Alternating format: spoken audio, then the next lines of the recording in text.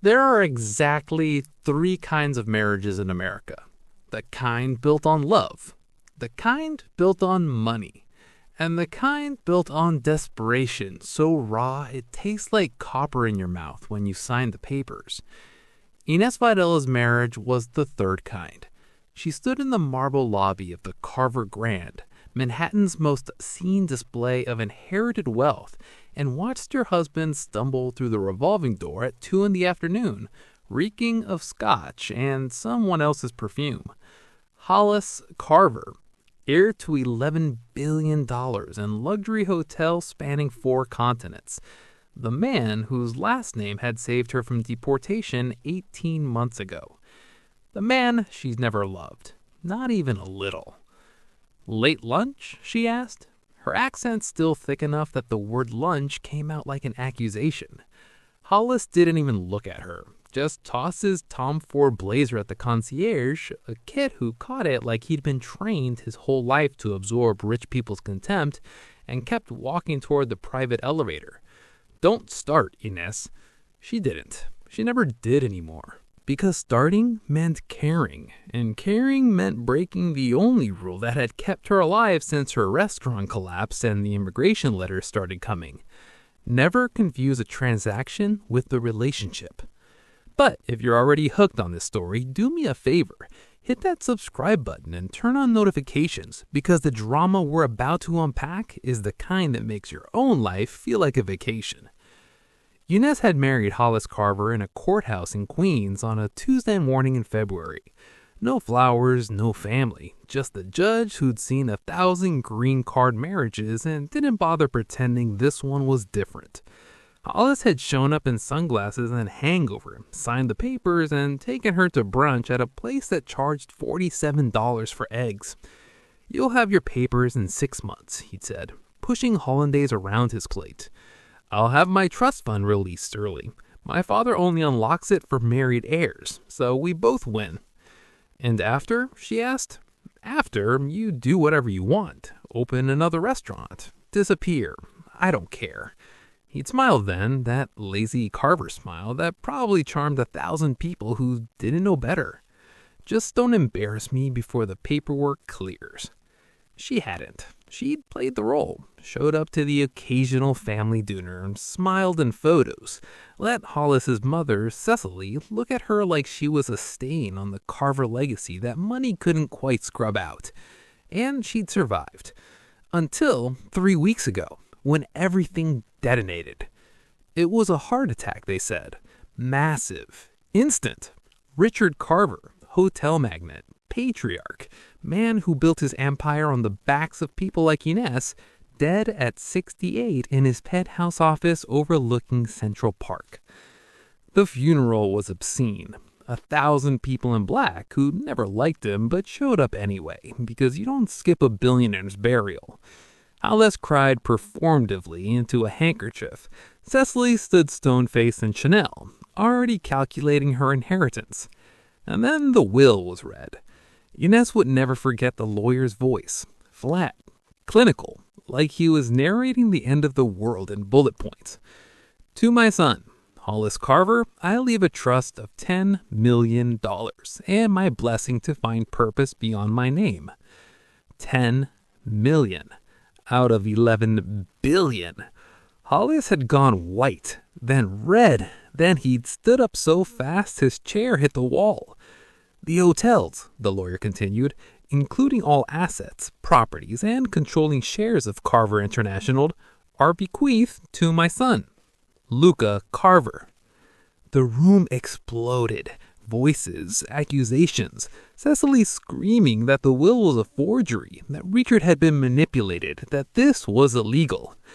But it wasn't, because Luca Carver, illegitimate, raised in the kitchens, the son Richard had with the housekeeper 20 years ago and kept like a dirty secret, was now the richest man in the room.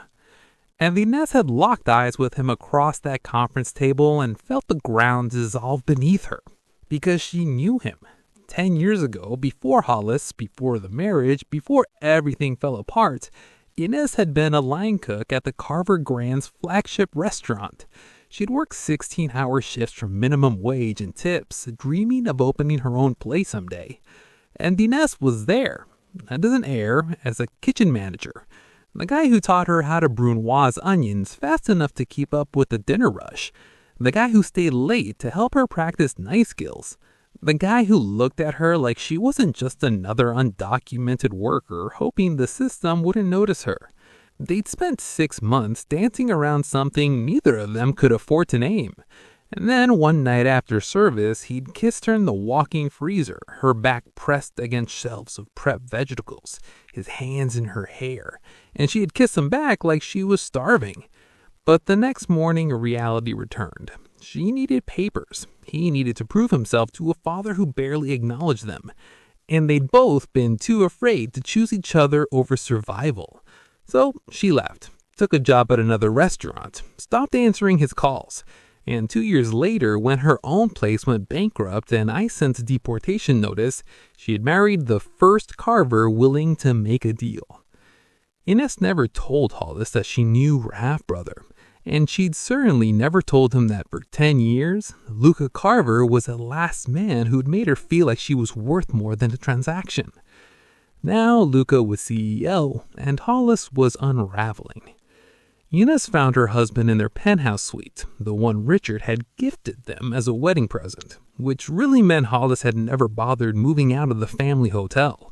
He was on his third drink, staring at his phone like it personally betrayed him. "He's auditing everything," Hollis said, without looking up. "Every contract, every deal, every marriage." Ines's blood went cold. "What?" "Luca." Hollis finally looked at her, and there was something ugly in his expression. Desperation mixed with spite. "He's reviewing all family contracts for irregularities. That means you, Ines. That means us. Our marriage is legal." She forced her voice steady. "Legal?" Hollis laughed, sharp and bitter.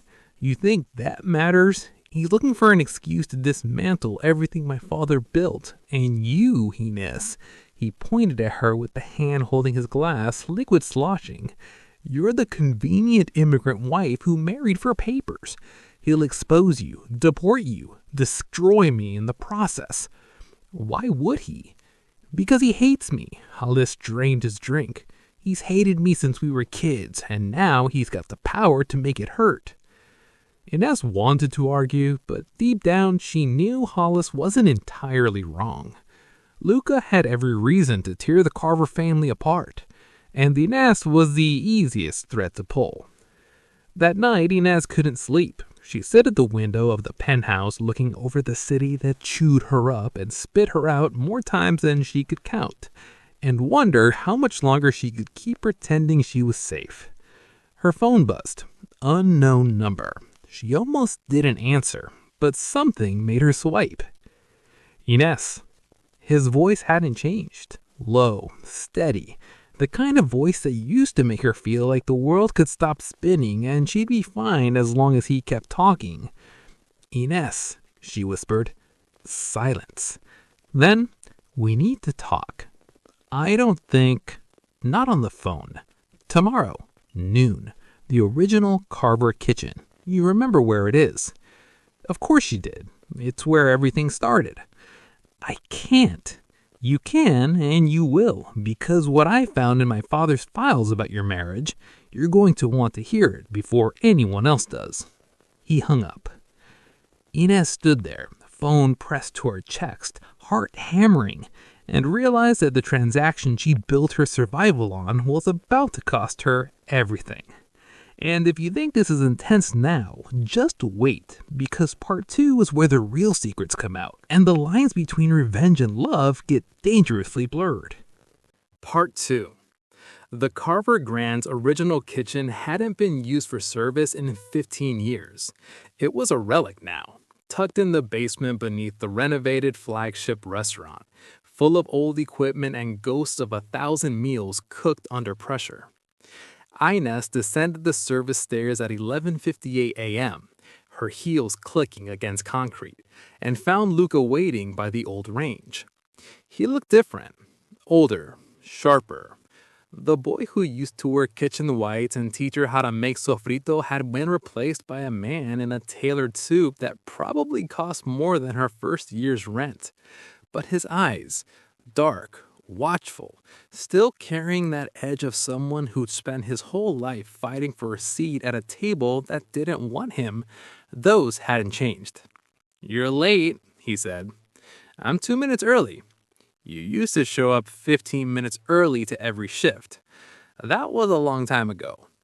Luca nodded slowly, like he was cataloging the distance between who they'd been and who they were now. Then he pulled a folder from his briefcase and set it on the steel counter between them. "Your marriage," he said. "It's fraudulent." Ines's stomach dropped, but she kept her face neutral. "It's legal." Legal and legitimate aren't the same thing. He opened the folder. Inside were bank statements, contracts, emails. You signed financial documents on behalf of Hollis 3 months after the wedding. Power of attorney, forms, transfer authorizations. You moved the money between accounts in his name. I asked me to. I know. Because he was too drunk or too high or too busy cheating to do it himself. Luca's voice was calm, but there was an edge beneath it. And those transfers, they were part of a scheme his mother's been running for years. Embezzlement. She's been siphoning funds from hotel operations into offshore accounts. And your signature is all over it. The room tilted. "I didn't know." "I believe you." He closed the folder. "But ICE won't. Neither will the federal prosecutors my father's lawyers are about to call. Right now, you're an accessory to fraud and embezzlement, which means deportation, criminal charges. And your parents, the ones you've been sending money to in Valencia for the past decade, they'll lose their sponsorship visas too." Ines couldn't breathe. "Why are you telling me this?" "Because I'm giving you a choice." She laughed, sharp and bitter. "A choice? Luca, you just told me I'm going to prison." "Only if I reported." He leaned against the counter, arms crossed. "I can bury this, make it disappear, protect you and your family." "And what do you want in return?" His jaw tightened. "The truth. About your marriage. About why you chose him." "I needed papers." "Bullshit." The word came out hard. "You could have asked me 10 years ago. You could have trusted me." "You were nobody then." But words exploded out of her before she could stop them. "You were the bastard son working in the kitchen, and I was the illegal immigrant who couldn't afford to gamble on someone who wasn't even acknowledged by his own father. I need certainty, Luca. I needed safety," he finished quietly. "You needed someone who could guarantee you wouldn't get sent back." She looked away. "Yes. And Hollis offered that." Hollis offered a transaction. No emotions, no risk, just papers and distance. "And you've been miserable ever since." Ines turned on him, anger flaring. "You don't get to judge me. You have no idea what it's like to live one mistake away from losing everything." "Don't I?" His voice dropped, dangerous. "I spent 20 years watching my father pretend I didn't exist. 20 years eating in the staff cafeteria while Hollis got driven to private schools. 20 years being the secret he kept because acknowledging me meant he'd slept with the help. So don't tell me I don't understand survival, Ines. I invented it." The air between them crackled. "Why did you really bring me here?" she whispered. Luca exhaled slowly. "Because I can save you, but I need you to do something first."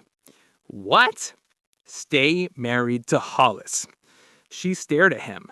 "What?" "For now. Publicly. I need the family to think everything's stable while I finish the audit and build a case against Sicily. If you file for divorce or disappear, she'll know I'm coming for her and she'll destroy evidence. But if you stay, play the dutiful wife, she'll think she's still in control. And then what? Then I burn her empire to the ground and make sure you walk away clean." He stepped closer. "But you have to trust me." Trust. The word hung between them like a blade. You want me to stay trapped in a marriage I hate so you can take down your family? I want you to stay safe while I dismantle the people who've been using you." His voice softened. "And after, you're free. Papers, protection, everything. No strings. Except the one where I owe you your entire future." Luca's expression flickered. "You don't owe me anything, Ines. You never did." But the way he looked at her, like she was still the girl in the freezer, the one who kissed them like the world was ending, said otherwise. If you're still with me, smash that like button and drop a comment telling me whose side you're on, because this story is about to get even messier. The next 2 months were psychological warfare disguised as domesticity. Ines played her role, showed up to Carver family dinners, smiled for the press when Hollis draped his arm around her like she was a trophy he'd won. Let Cecily make passive-aggressive comments about her accent, her clothes, her inability to produce an heir. And every week she met Luca in secret. Sometimes it was the old kitchen, sometimes a car parked in an underground garage. Once his office at midnight as the stage glittered below them while he walked her through financial documents that proved Cicely had stolen $43 million over 8 years. They kept it professional, mostly. But there were moments. His hand brushing hers when he passed her a file. The way he watched her when he thought she wasn't looking. The night she cried in frustration and he pulled her against his chest without asking. Just held her until she could breathe again. "This has to end," she'd whispered into a shirt. "It will." "When?" "Soon." But soon wasn't fast enough, because Hollis was getting suspicious. "You're different," he said one night, drunk again, eyes narrowed. "You're up to something." "I'm not." "You meet someone?" He laughed, cruel. "God, that'd be perfect. My fake wife cheating on me with someone real. Luca would love that." Ines's blood went cold. Why would Luca care? Hollis stared at her, then realization dawned, slow and vicious. "You knew him," he said. "Before. You knew my brother." She didn't answer. "Holy shit," Hollis started laughing. "That's why he's doing this. It's not about the company. It's about you. He's punishing me because you were his first and I took you." "It wasn't like that." "Wasn't it?" Hollis stood, swaying. $10 says he's in love with you. Probably never stopped. And now he's got the power to take everything from me, starting with you. He grabbed his coat. "Well, guess what? You're not going anywhere, because if you try to leave me, I'll make sure ICE knows every detail of our arrangement. And Luca can't protect you from federal agenciness. Not even with $11 billion. He slammed the door. Ines stood there, shaking, and realized the cage was tightening. She called Luca. "We have a problem." They met in a hotel room he'd rented under a fake name. Neutral ground, he'd said. But the second the door closed, the air between them turned electric. "Ines knows," she said. Luca's jaw clenched. "How much?" "Enough. He knows we have history. He's threatening to report me if I leave." "He won't." "You don't know that." "He won't because tomorrow morning I'm filing a formal complaint with the SEC and the FBI. Cecily's going down for embezzlement and wire fraud. And Hollis, he's complicit. The second those charges hit, his threats are meaningless. He'll be too busy trying to stay out of prison." Ines stared at him. "You've been planning this the whole time." "Yes." "And you used me?" "I protected you. Everything I've done, every move I've made since my father died, has been to make sure you didn't go down with them. So yes, I used the situation, but I never used you." Her heart hammered. "What happens after tomorrow?" "After?" His voice dropped. "After, you're free. Legally, financially, you can divorce Hollis without consequences. Go anywhere. Do anything. And you? I'll still be here, running a company I never wanted, surrounded by a family that hates me, trying to prove I'm more than the bastard who stole their inheritance. Ines. But if you asked me to walk away from all of it, he looked at her then, really looked at her, and she saw the truth he'd been carrying for 10 years. If you asked me to choose you over the Empire, I would. In a heartbeat. Same as I would have a decade ago if you'd given me the chance. Ines couldn't breathe. Why didn't you ever say that? Because you married my brother, and I had to respect that even if it killed me. The room was too small, the air too thin. The freezer that night, I didn't leave because I didn't care. I know. I left because I was terrified of choosing wrong, of losing everything, of feeling something real in a life that had only ever been about survival. She nodded, tears spilling over. Luca reached up, brushed them away with his thumb. You're not surviving anymore, Ines. You're living, and you get to decide what that looks like. And if I decide it looks like you... His breath hitched. Then I'm the luckiest bastard alive. She kissed him. Not like the freezer, not desperate or stolen, but deliberate, certain, a choice made without fear. And when he kissed her back, it felt like coming home to a place she'd spent 10 years trying to forget. The next morning, the news broke. Federal agents raided the Carver grant. Cecily was arrested on the hotel steps, screaming about persecution and family loyalty, and Hollis was named as a co-conspirator. His assets frozen pending investigation. And Ines Varela, green card holder, former fake wife, woman who'd survived by never trusting anyone, walked into Luca Carver's office and handed him divorce papers. Already filed. Hollis signed them this morning. I think he's hoping cooperation will get him a lighter sentence. Luca looked at the papers. Then at her. What now? Now? She smiled. Now I open a restaurant. A real one, with my name on it. No shortcuts, no transactions. Sounds expensive. Good thing I know a billionaire. He's kind of a mess, though. Bastard son, complicated family, comes with a lot of baggage. Perfect, Ines said. I don't trust people who haven't earned their scars. Luca stood, walked around the desk, and kissed her in the middle of his office with the city sprawling below them, and the ghosts of who they used to be finally laid to rest. For the record, he murmured against her lips, I would have waited another 10 years if that's what you needed. Good thing you don't have to. And somewhere in the building, the Carver empire continued spinning. Billionaires and contracts and power plays that will never stop. But for the first time in a decade, Ines Varela wasn't just surviving it. She was free. If this story hit you in the chest, don't keep it to yourself. Subscribe, share it, and check out the next video where we dive into another world of passion, power, and choices that change everything.